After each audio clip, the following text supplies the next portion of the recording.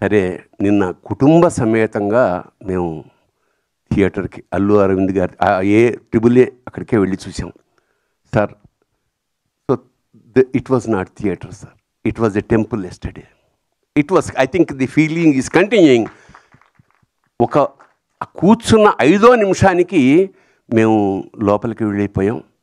ఏనాటి భక్త ప్రహ్లాద, ఎస్వి రంగారావు, నరసింహస్వామి, ఆ రోజారమణి, జీవము నీవే కదా అన్న పాట అక్కడ మొదలైపోయింది. నాకు అలా వస్తూనే ఉంది ఒక్కొక్క సీను.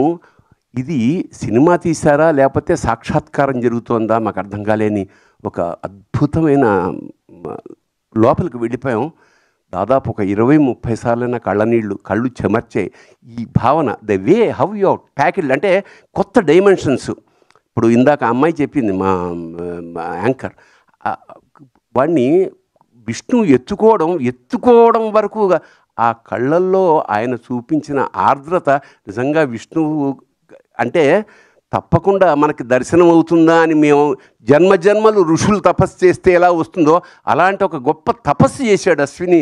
సో మీకు లభించిన అదృష్టం కాదు సార్, యావత్ ప్రపంచానికి కూడా విష్ణుమూర్తిని, నరసింహస్వామిని దర్శనం చేయించేశారు.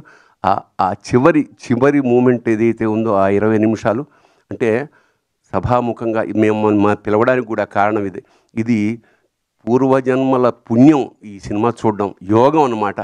ఖచ్చితంగా ఒకసారి కాదు, ఎన్నిసార్లు మేము చూడాలో నాకే తెలియట్లేదు. ఎన్నిసార్లు చేసినా కొత్త ఎక్స్పీరియన్స్.